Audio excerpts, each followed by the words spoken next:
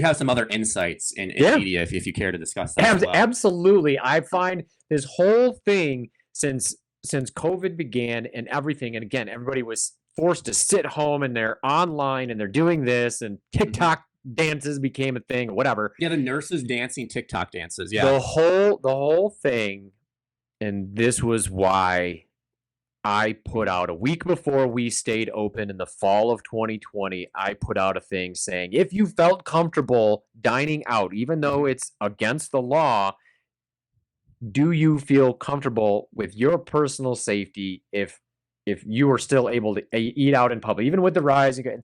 And the reason why I asked that question, so many people thought that it was a test on whether or not to stay open. And I understand that. I can understand why people might see that. That's not true. And I stated in the Facebook post, we were and still are in this crazy time in history that hopefully never gets repeated again. But we're seeing shades of it seemingly coming around. Yes. And it has been forgotten. Which is a shame, because people, what they need to realize is this was not an uncommon story. I mean, I sensationalize this a little bit, but because these things all happened, maybe not to all one family, but I just want people to have the image in their mind that this family. So remember, all the grannies in the nursing home, Whitmer had shipped in a bunch of COVID-riddled patients. All the nurses pass it on to the elderly people. That was completely covered up. So family members are going up to the window of their, loved one's window. 86-year-old grandmother. Their son just hung themselves in the garage because he's depressed because of the COVID restrictions. He has no direction. He's failing all of his grades because no one can do school on Zoom. Can't pay bills. Yeah, he's $100,000 in credit card debt or in student loan debt. So he hangs himself in the garage. And so they go and visit grandmother, and their hands pressed up against the glass, and they look in through the foyer and they see a bunch of nurses doing TikTok dances. Right. Sponsored by the World Health Organization. It's completely disgusting. And they're getting off the hook for it. And the local health department is responsible. Many doctors are responsible for this as well. And many of our politicians and the World Health Organization and all of our elected officials up in the national level as well. People don't like to remember that Trump instituted Operation Warp Speed as well, which is a big problem. This will be remembered as one of the stupidest times in history. I mean, maybe ignorant, and not in such a condescending way, but everybody seemed to be pretty willfully ignorant, and everybody keeps falling back on. And I have too, when I tell my story a little bit.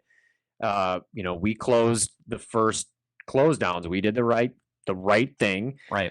And did takeout only because we didn't know it was so new and this, that, and the other. Ebola, basically, yeah. The guidelines were complete bullshit. No one knew. Sneeze into your elbow and don't pick your nose and don't put your fingers in your eyes and wash your hands. It was so insane. I'm like, wait a minute, why were we not doing these things to begin with? Like, what the hell are you talking about? Right. But again, I digress. We didn't know what was going on, and so many people are using this excuse for COVID lockdowns and mandates, and even to defend Trump, to defend Whitmer here in Michigan. We didn't know what was going on. It was so new. It was this, that, it was the other. We know some things now that we didn't know then that are very important. Mainly one of them being that the elderly are severely targeted by this. Yeah, they're very susceptible to this disease. We just it has a whole function of things that is going to be studied, hopefully by the right people, and the outcomes that we've all felt for the last couple of years will be confirmed by what we've all known. Go ahead. Because COVID was actually the are people going to remember this? Is this just a one-off? It's not. And so this transition to the gun control measure in New Mexico that they banned for 30 days. I can't believe this, dude. This is like, and the fact that they tried to use, or are using, I should say, until it gets really challenged, trying to say that this is a public health emergency.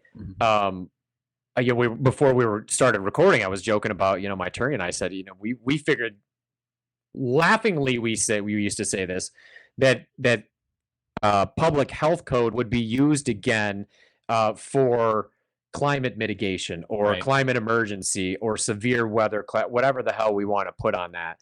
Yeah. Well, if you look at That's Michigan what I figured. State, they did I never say thought that gun use. they did. Well, Michigan State, after that shooting earlier this year, they said that mass shootings are a public health crisis. It's a term that's been thrown around before. However, so in essence, if you don't know the story, the governor declared no guns in Albany for 30 days, citing a public health edict, not super dissimilar to what Governor Whitmer had done in the past.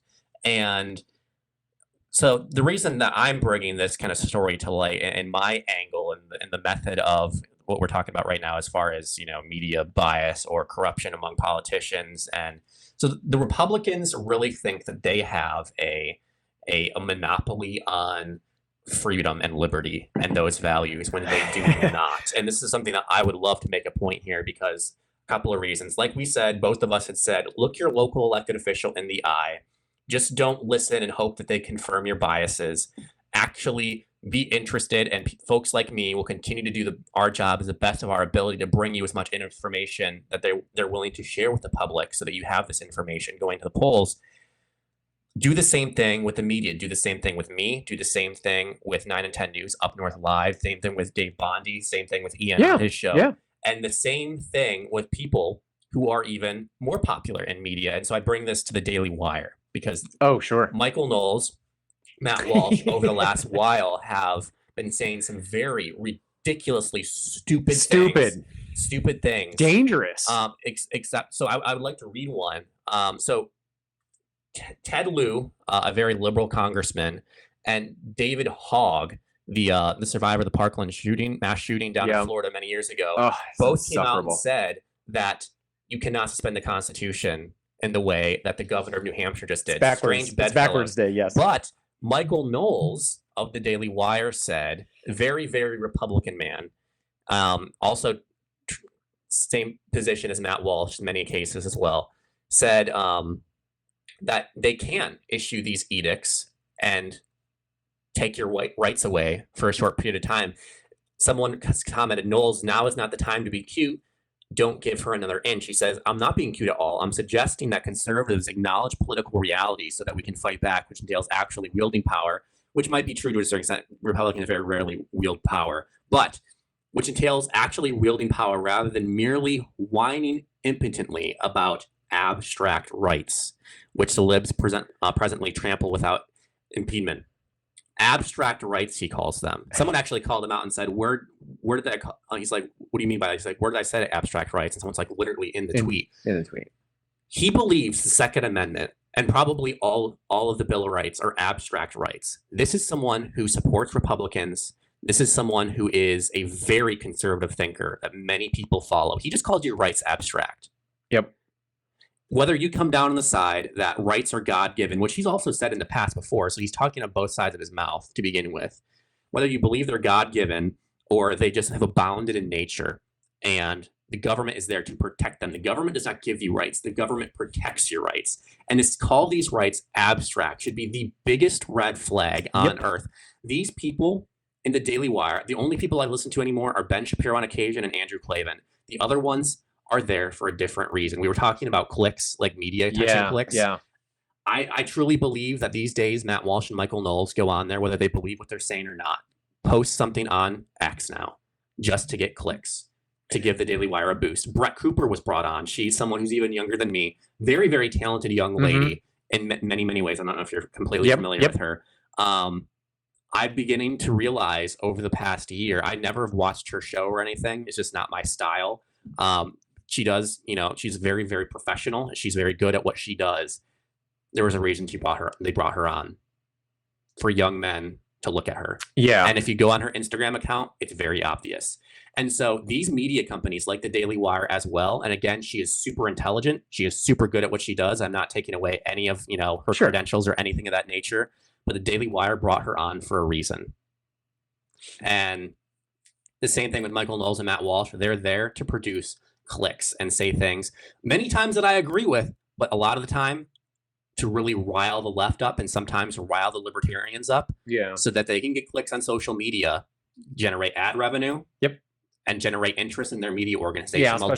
While Ben Shapiro and Andrew Klavan are the ones actually driving the mothership themselves of actual policy. What's insane about his tweet and those that are echoing that same sentiment because Mhm. he's not the only Oh, no. one. Mm-mm. But anybody that is suggesting that an executive from the executive branch can suspend constitutional rights, whether it's a state constitution or the federal constitution, cannot do so. Now, of course, there are 50 different state constitutions. Mhm.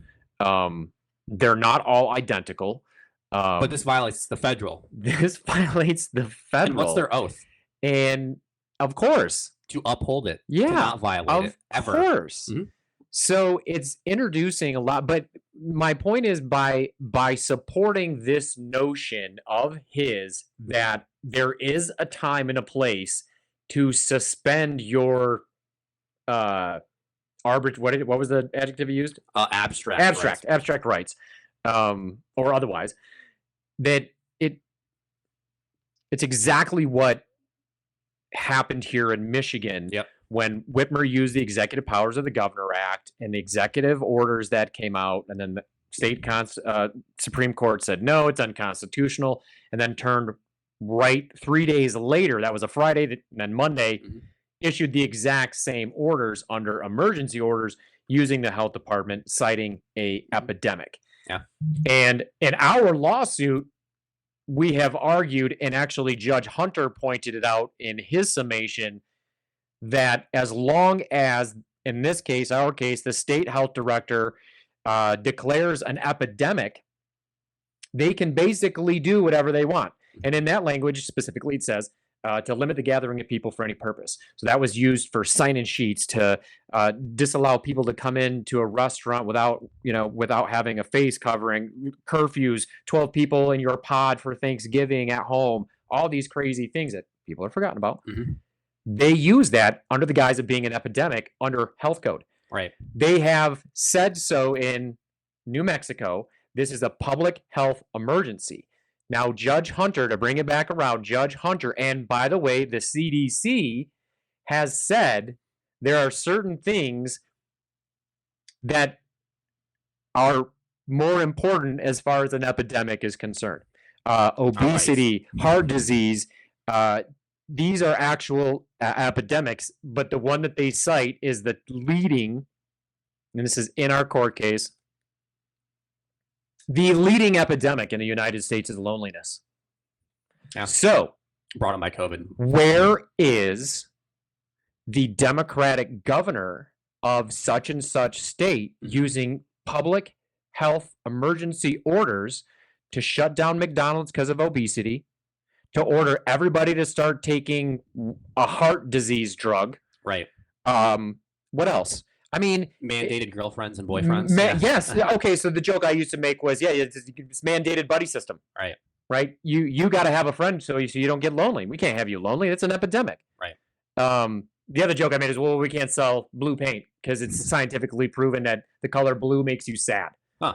So we don't pay attention to that. Yeah. Right. Yeah. Don't but so the thing used to be is that major brands wouldn't use the color blue because it evokes a sad emotion. Which is actually true. So that's the joke that I make. But this notion that an executive can write a law and then turn around and enforce that law is the crux of our case. Right. It's the crux of our local case. Right. It's the entire reason why the fourth branch, the administrative state that you referenced at the beginning of the podcast, is so big now that it has control over everything. Yeah. I mean...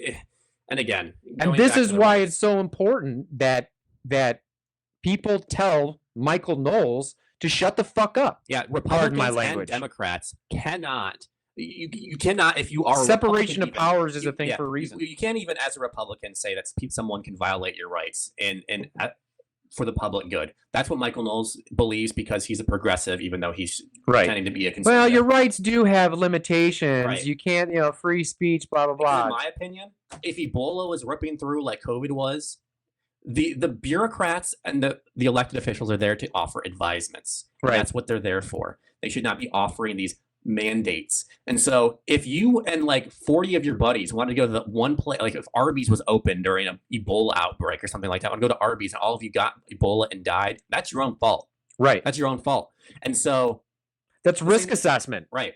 And I'm going to be in a bunker somewhere if that was the case. Right. And like, because that's a really deadly disease. Sure. But with COVID, it wasn't. We could have all made our own determinations and been like, guess what? I know that. So they told us, like, old people are really susceptible to this disease. So guess what? My grandma's in the nursing home. I'm not going to go see her unless, I'm going to go see her on like the window side or whatnot. But I'm not going to go into the place because I don't want to, literally kill granny.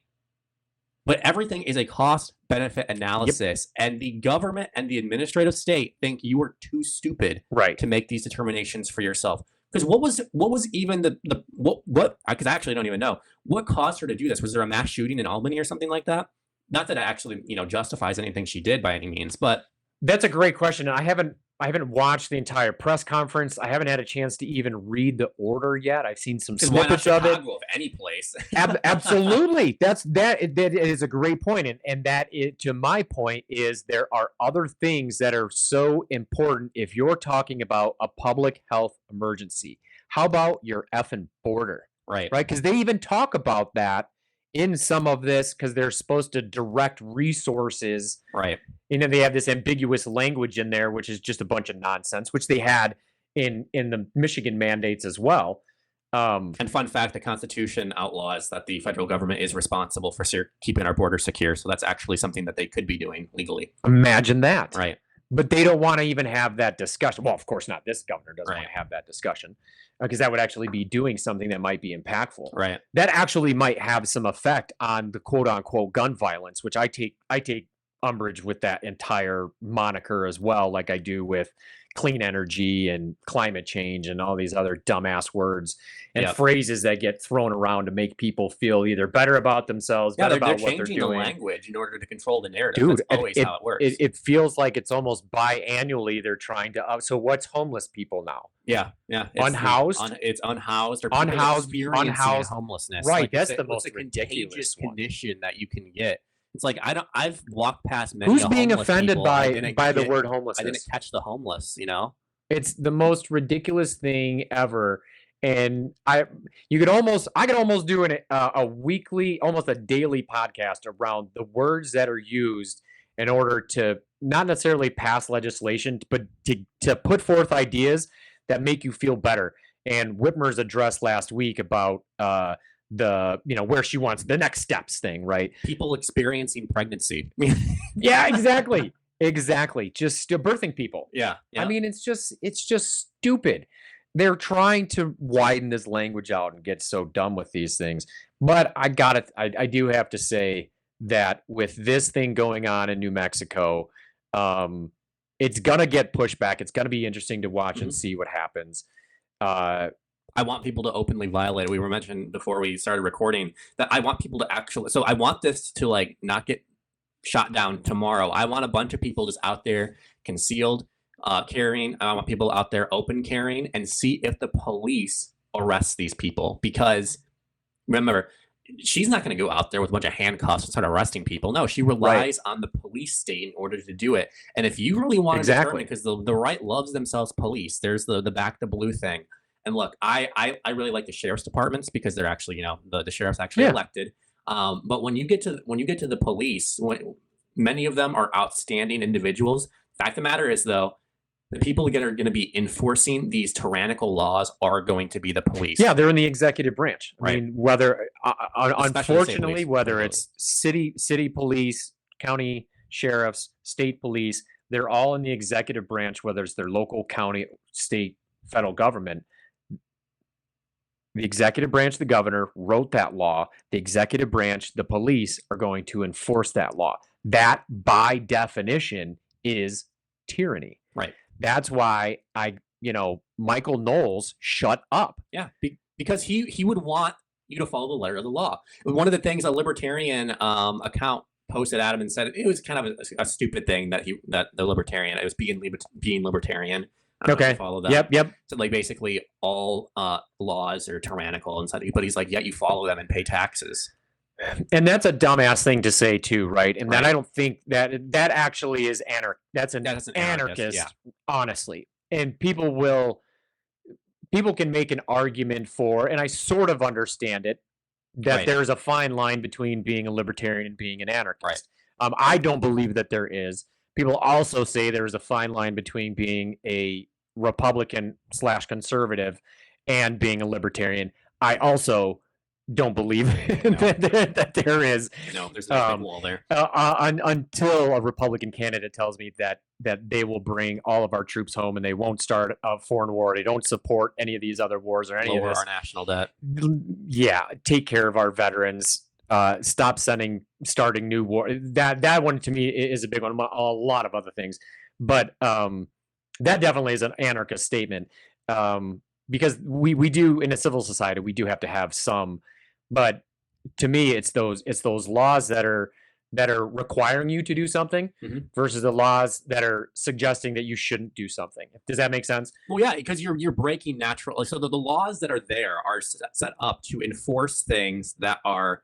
So if you're a Christian, which I am, that are there in nature. You like, if you murder someone, you're doing harm to another person. Right. So this is what you are going to be sentenced by, and these things, the other things. If you actually do take it from a religious perspective, it's almost like the Pharisees back in the day. I don't know how familiar you are with the New Testament. They made laws to protect the Ten Commandment laws, and so this is what we're at today. Is we have these Pharisaical rules that are protecting against breaking the other rules as well, or breaking these norms. Hate speech is becoming a thing. Oh, don't do that because you're going to hurt someone's feelings, and then they might, like kill you or something. It's like, well, I'm not responsible for how they feel, and if they take an action based off how they feel, because we're pretty soon with that hate speech thing. I'm being dead serious that they're going to allow that person to like, oh, so I did a hate speech or something like that, and the person just shoots me. Right. Well, that's okay because you said a bad word. You're right. We're so close to that, and that's a Pharisaical law. Hate speech. Yeah, worse. Honestly, so okay. To that point, I had Christine Geiger on the show a month or two ago. She is the gal from Traverse City Studio 8 Hair Lab. Yep. She put on Facebook something about.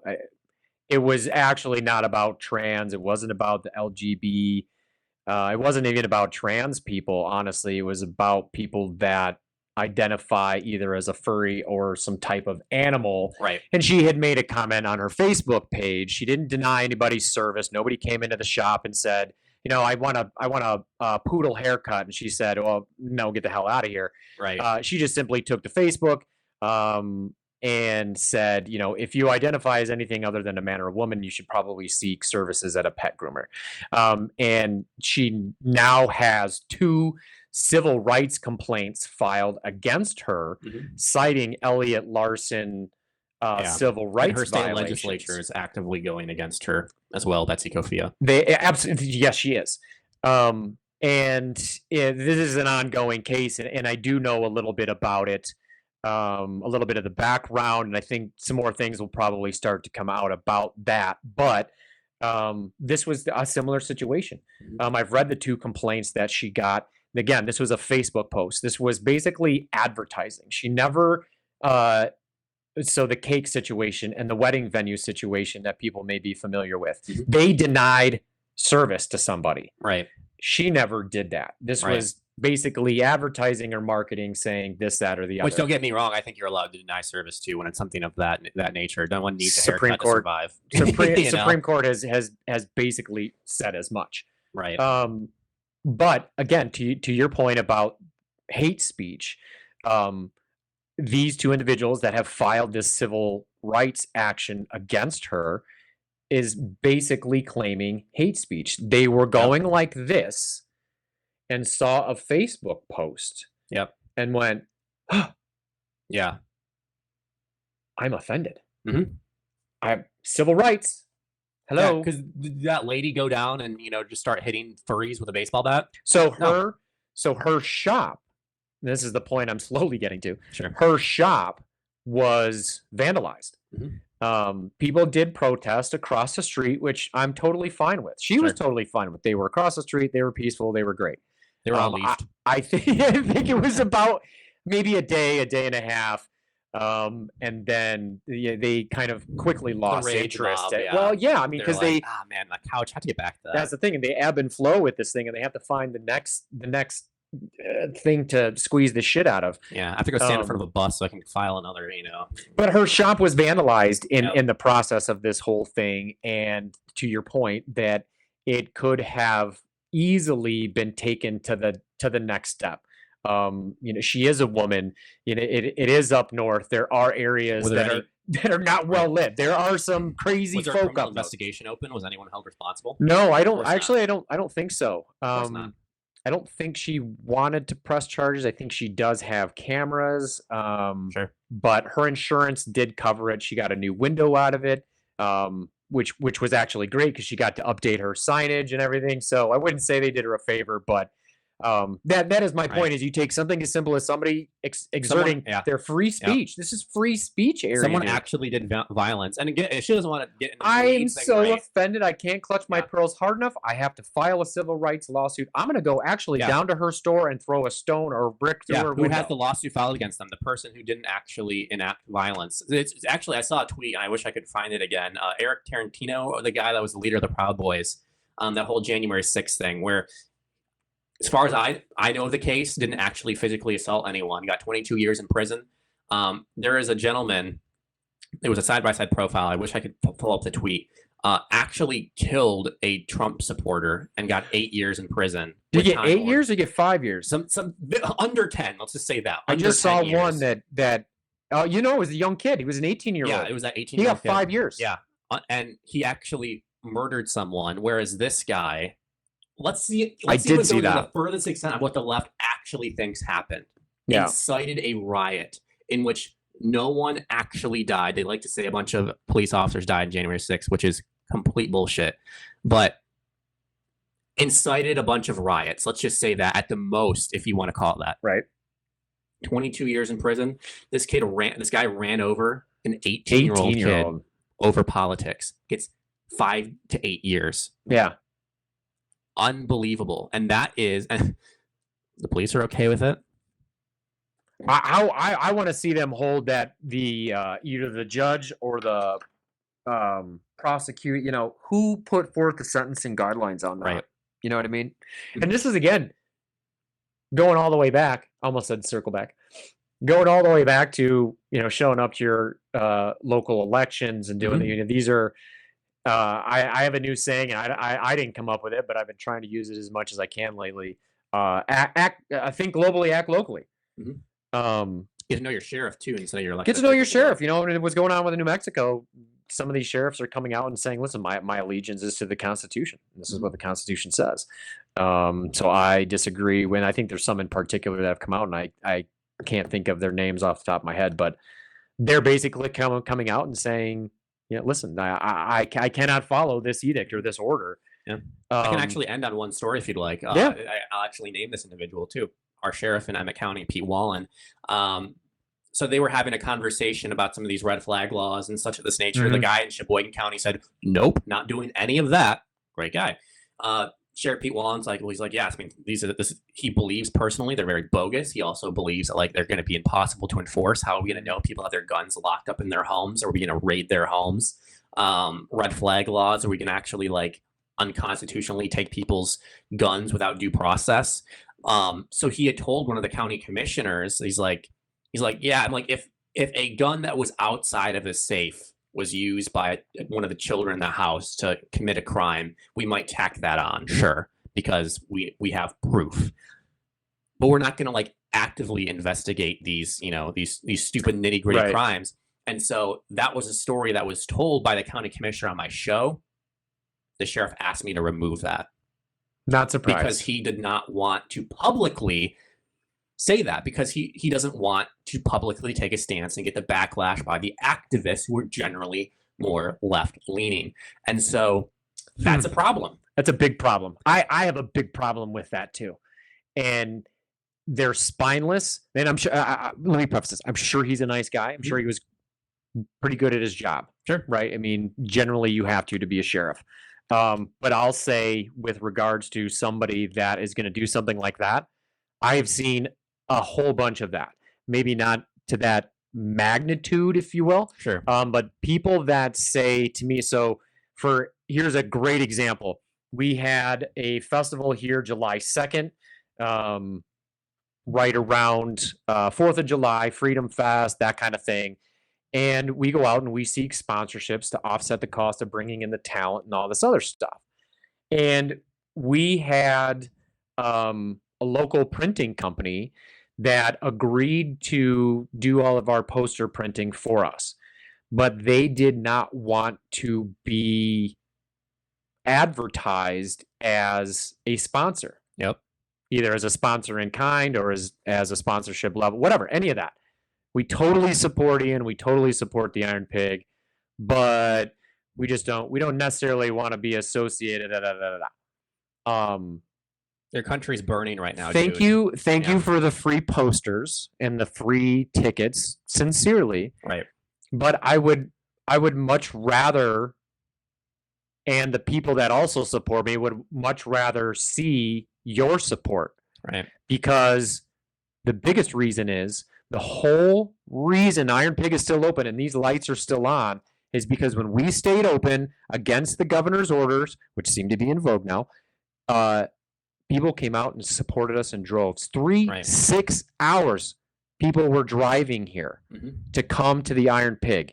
And here I have an individual, again, thank you for the posters for our event, but they're not willing to stand on that same principle. Right. I'll tell you behind the scenes that I am. Thank you. And that's not the only, individuals say the exact same thing to me. Oh, all of the time. You hear it in stories. But the backlash is real. Yep. I had a friend of mine that lost a position with the Liquor Commission. He worked for the Sheriff's Department in Crawford County. He worked here in Otsee. He's a resident of Otsee. My classmate from high school was interviewing, probably had the damn job, but was voicing support for me on social media, was called into a meeting and said, "You're no longer being considered for this position," and said, "Can't have that." Yep. And that's just one of several cases. And that's part of the whole narrative that wanted to be put forth to make sure that people like me, or thinking of what you will of Christine Geiger or Carl the Barber, but these are people that stood up. There's going to be somebody in New Mexico that's going to stand up and get arrested. I would prefer it to be a politician. I would prefer it to be a black woman. Sure. Black women, by and large, are disproportionately affected by gun violence, if that's the term that you want to use. So I said the same thing here when they were trying to mess with banning guns on Capitol grounds, right? Which they have effectively done, except for CPL holders, for senators that are actually elected officials, not you or me. Yeah. Now, and there is some new legislation proposed to allow any CPL holders. I think Senator Hoytenga is proposed that this week. Yep, excellent bill. Not going to pass, unfortunately. You're right, but she's at least trying to do something. I am a fan of hers. I am biased, for has some great libertarian points of view. She's got a fundraiser coming up here in Gaylord at hopefully this will be out in time, 5 to 6:30 Monday evening at Gaylord Collision here. Iron Pig will be catering, which is really the reason why I'm promoting it. But Michelle does some great work in the face of, some insurmountable odds down there. And I know a lot of these legislators, mainly the Republican side, don't really love their jobs these days for a lot of reasons. But this is what happens when you're in the minority. And I hope you remember how it feels. And those that support you, if you're frustrated, you better get out. You better turn out and ask the questions anymore. Don't let them gerry. And the redistricting. 103rd and 104th. That was so funny. I was looking at it. I'm just like, man, I've been actually, because John Ross in the 104th, who's on the show, and we made mention on the show. I was just like, yeah, because you can't say that the 103rd is gerrymandered, because if you look it up, it looks like a square, pretty good square, but they gerrymander to get what they want by actually impacting other districts. So they got the 103rd by gerrymandering actually the 104th. They didn't gerrymander the 103rd. They gerrymandered. That's what people don't understand. You can't just do one. Right.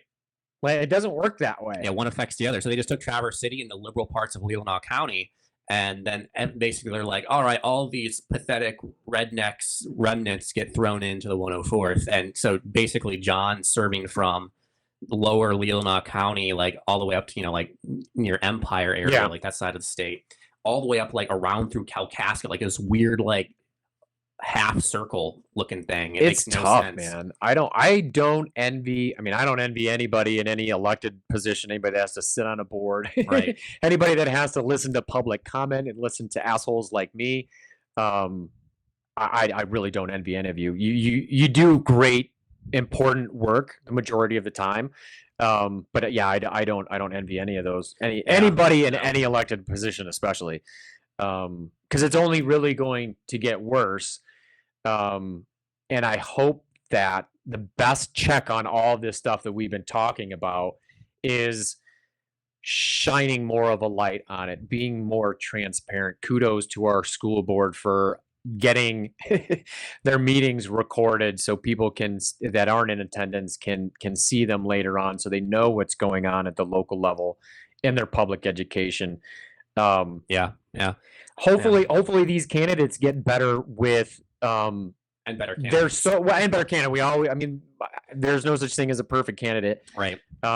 In my opinion, they need to be less government.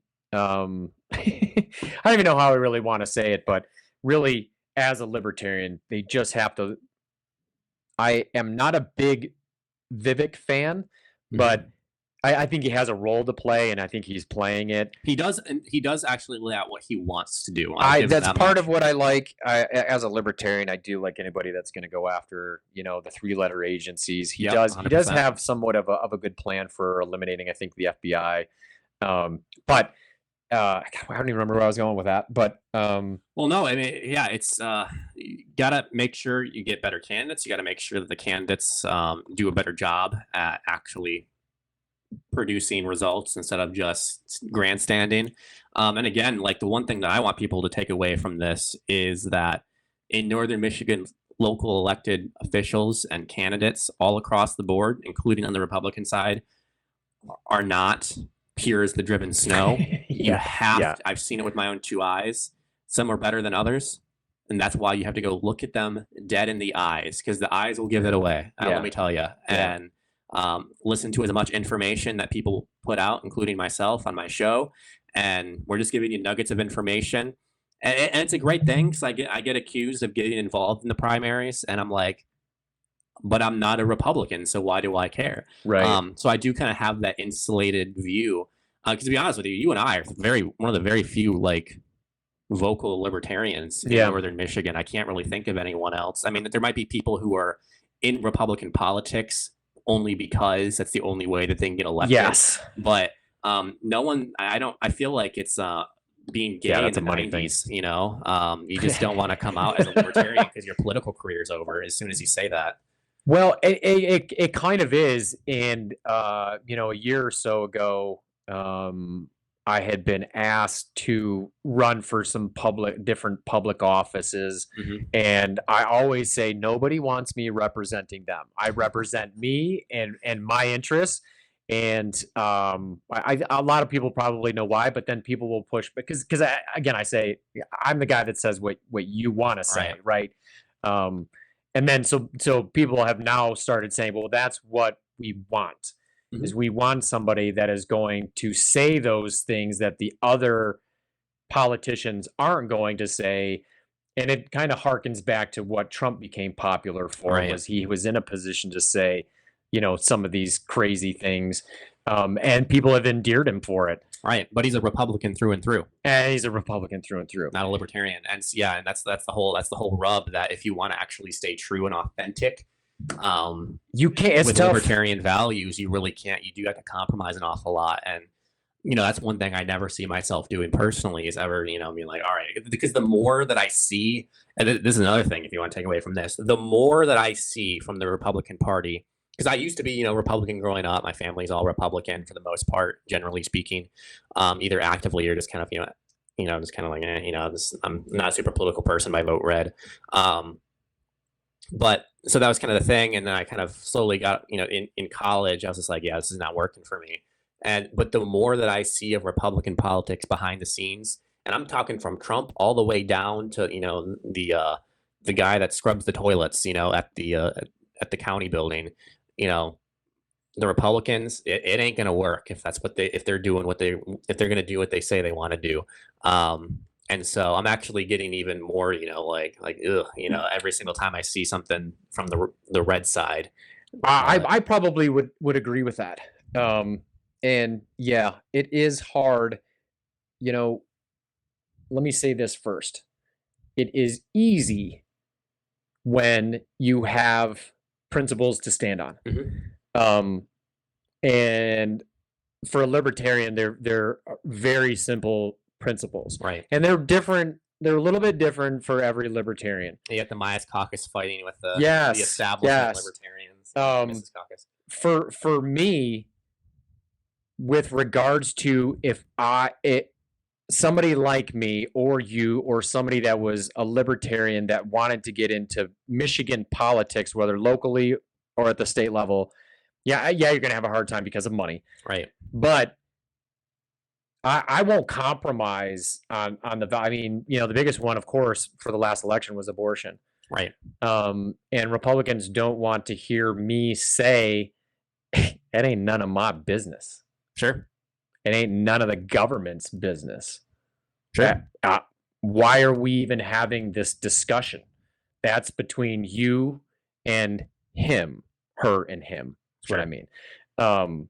That fundamentally, government shouldn't be involved in your bedroom. The Democrats are successfully calling this women's reproductive health and meandering in this stupid ass language. And it's just kind of like, I start seeing some Republican and right-wing candidates using some of this dumbass language, renewable energy. And it's like, what are you doing? It's called nuclear energy. Stop. Yeah, don't. So that's part of the last podcast is Mackinac Center for Policy a couple of years ago. And then just 2 days ago, published a new article about nuclear energy. Well, actually, it was about how poor solar and wind are, I think, actually. Especially here in Michigan. Especially after we just had all these tornadoes and 7 of them 2 weeks ago, all this crap. But yeah, it's tough. I probably will never be involved in running for office. If I did, it would probably be a stunt, Sure. which has been suggested as well because I have crazy friends. I would never do that. But it is interesting to look at the landscape. It is interesting now, the connections that I have. It is interesting to see the Democrats run the other direction from me. They don't want to have any conversation with me. It's conversation at me. Yep. They don't really want to ask questions because they don't like the answers. Yeah, because you're not promoting the Democrats and the Republicans. I used to be one, man. Yeah, I loved JFK growing up. Well, JFK was a Democrat, but if you held him by today's standards, he's not even close. He's probably a libertarian. Yeah. Yeah. I'm a huge fan of Bill Maher, and Bill Maher says the same thing. Don't be mad at me.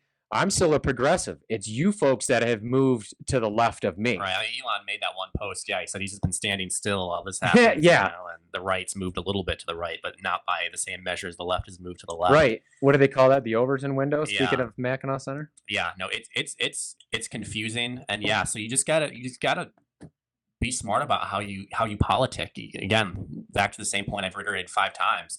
Make sure that the people you're listening to don't have this agenda behind them. Make sure you go meet them, look your elected officials and candidates in the eye. And also, I mean, even for me, and by the way, like, not to toot my own horn, but have I once said in my show or on today, vote libertarian? Right. No. And that's the way that's why I vote 99% of the time. And so you just got to have people who are just trying to just present you with the information, basically, and without trying to discombobulate you. And that goes all the way from the highest offices all the way down. And I'm telling you, folks, all the way down to the local elected officials and candidates and local media, national media, even your beloved right-wing media. Seems like 90% of the Daily Wire has been compromised already as well. Yeah. Yeah, the only person that I consistently listen to is Glenn Beck these days, to be honest with you. But yeah, not even to plug him too much either. I've been on his show. So I might be a little biased there. Sure. But yeah, it is, and I appreciate you taking the time to come on the show today. Yeah, of course. And, Well, thanks for having me. Yeah. and talk about this kind of stuff. And it is important, and ask questions. And the other thing too is be open minded. Mhm. We're way too close minded, and I'll include myself in that. You have to be willing to consider new ideas. I'd be curious too. Yeah. We also have to get back to the, we can, you and I can disagree, and I don't have to hate you. You Yeah. know what I mean? It's just like, that's something else that has to be learned too, is that, politics doesn't have to be, on your hat every time you have a conversation, so to speak. So we can't have everybody think the same. That's a scary, scary thought. Right. Yeah. Right. If that's the Even case, though then that might be someone some people. influence that. Yeah. Yeah. So we need to have some diversity of thought. Mhm. And that's part of my other issue with Republicans, is they're just so nasty. I mean, yeah, the Dems are nasty too, but you're not going to get anywhere by demagoguing half of the electorate, if you will. Right. I mean, look at what the MIGOP We've got has to done. it doesn't exist yes. anymore. We've got to engage with these people and govern. It's a parliamentary process that involves certain levers that have to be negotiated. And how can you negotiate with people when you call them terrorists and crap like And that? why there's only two parties, and that's And why a third there's or only fourth two party parties. would be It's not super the way it great was to build designed. coalitions and Yeah. consensus. See, this dude and I can go on for forever. So Yeah. we better curb it right Yes, now. I I can't even agree. tell how long we've been going on. But dude, thank you, Nick, for coming on.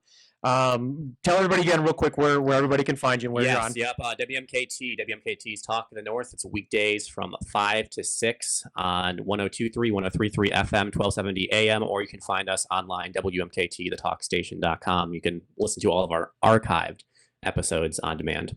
Great episodes on there too, and I'm not saying that just because I've been on there a couple of times, but lots of great topics that are discussed. And again, he does this nearly every day, 5 days a week. I only do this once or twice a week, so stay up on all the latest stuff that's going on with Nick. You'll get a great perspective on anything. Again, there's no agenda that's being pushed, just the facts, as they used to say. Thank you again. Thanks for taking the time to hang around with us today. If you haven't already, hit the subscribe button below. If you're on Locals, go to Locals. We're also there. Donate $5. That's how we're able to do these things and have such wonderful backdrops and a great studio and everything here. I appreciate everything. Thank you for tuning in. We'll see you soon. Fuelcast TV. For Nick, I'm Ian. Thank you. We'll see you soon.